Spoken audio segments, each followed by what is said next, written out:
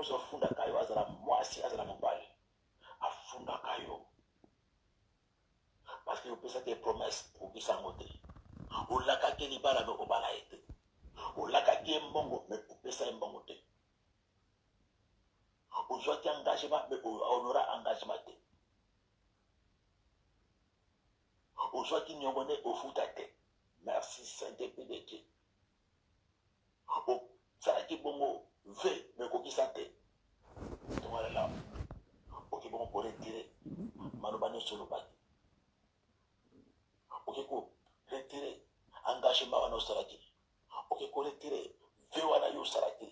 oki koretire parole wana yo olobelaki natongalela ozoponde longo na ngai mpona azoponde na tangalela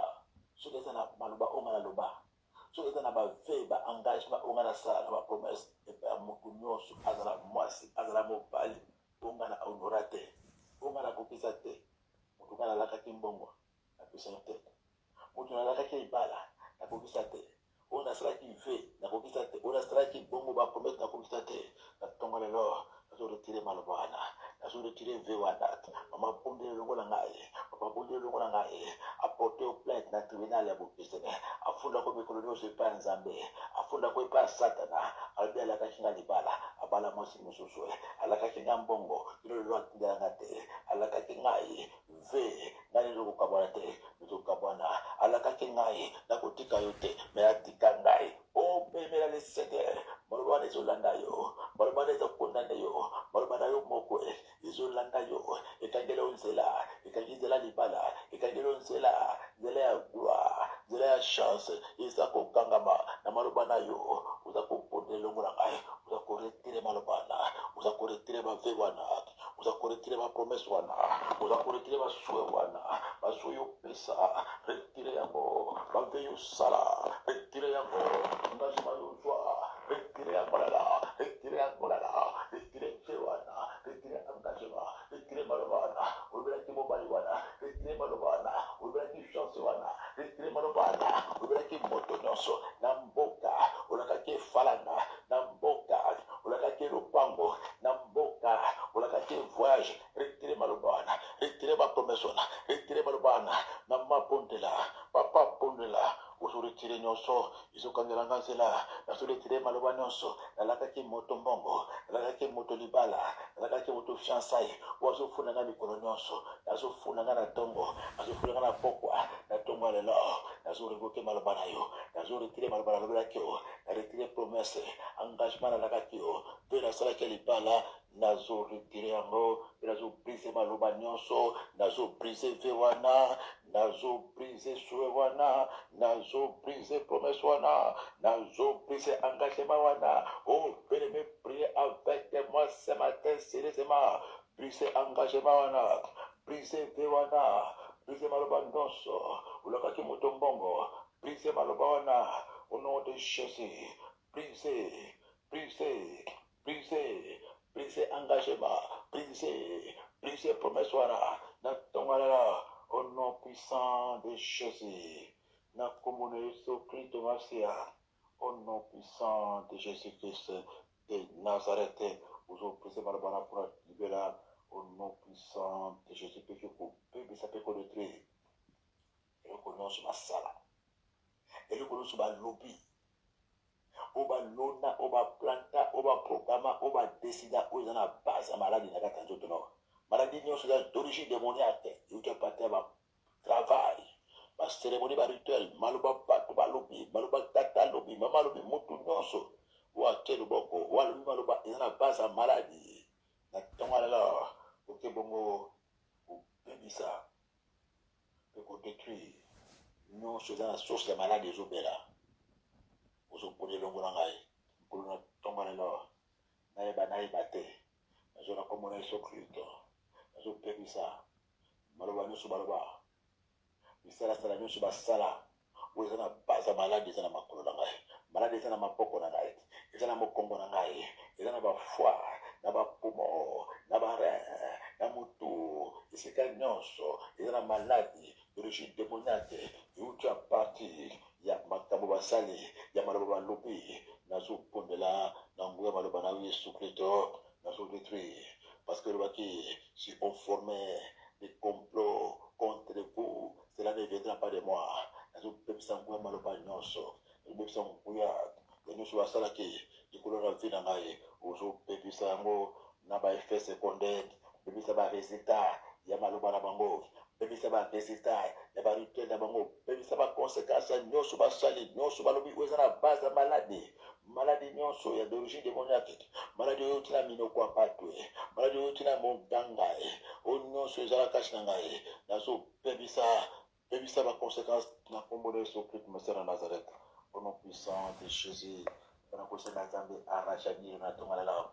On a poussé na Nzambe arracher yo azunisa bongo bolenge à réfléchir à rajeunir organe na yo nzoto makolo na yo elongi na yo Nzambe arracher yo na kombo de Jésus Messie ozo pondela kolo rajeunir ngai rajeunir ba organe nzoto na ngai Nzambe rajeunir elongo na ngai rajeunir maboko na ngai rajeunir miso na ngai rajeunir ba pensée na ngai rajeunir ba organe na ngai ba rein na ngai rajeunir yango foi na ngai rajeunir yango biloko na ngai nyonso ya libumu oyo eza kobemba nyonso eza appareil respiratoire na ngai nkolo rajeunir obemeza kobisa Nzambe rajeunir yebisa Nzambe rajeunir oyo ngai nyonso ekomiki mobange elongi ekomiki mobange Nzambe rajeunir miso na ngai nakontinue komona rajeunir matoi na ngai nakontinue koyoka mateya rajeunir makolo na ngai nakontinue kokende église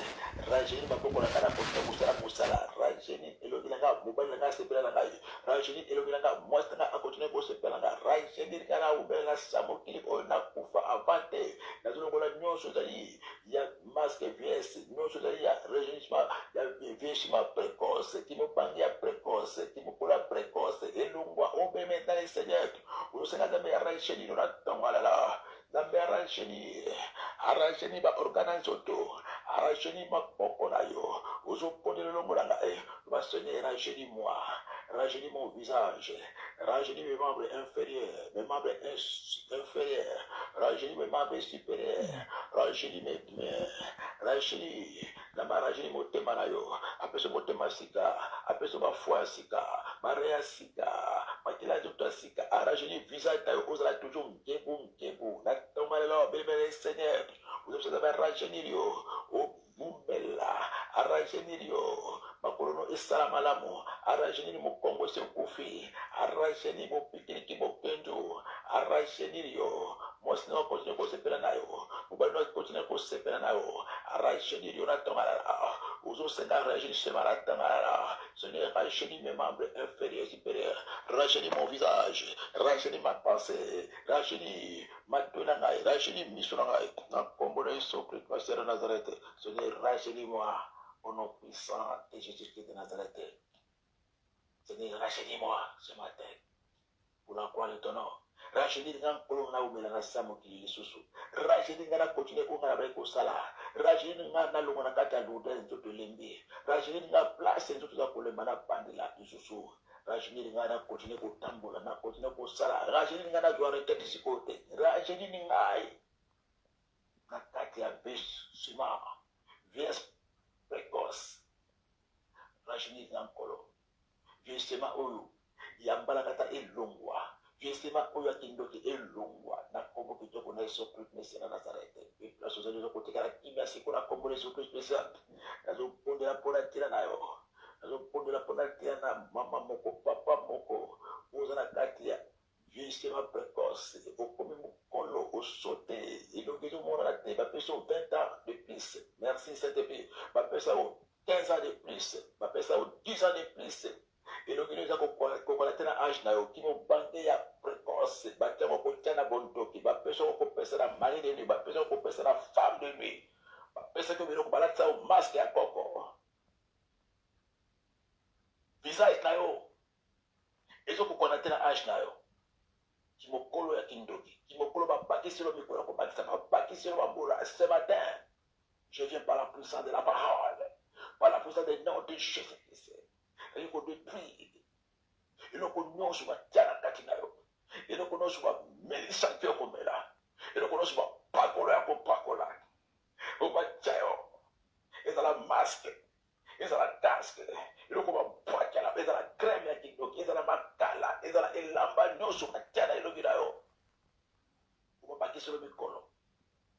la biloko liaki soki pemi mbala moko elongi pemi osi baride mbala moko libande bimio mbala moko soki apembe bimio mbala moko matamba ekwei mbala moko miso ezomona lisusu te mbala moko matoyi ezomona lisusu te mbala moko komi kolemba mbala moko mokongo ebali kobukana mbala moko ozwi ménopause précoce mbala moko ozwi vieillissement précoce okomi presque 10 ans d'avance okomi na 20 ans d'avance 30 ans d'avance je viens ce matin par le nom de Jésus nazolongola nyonso bataki nazolongola nyonso bapakolaki yo nazolongola hormone nyonso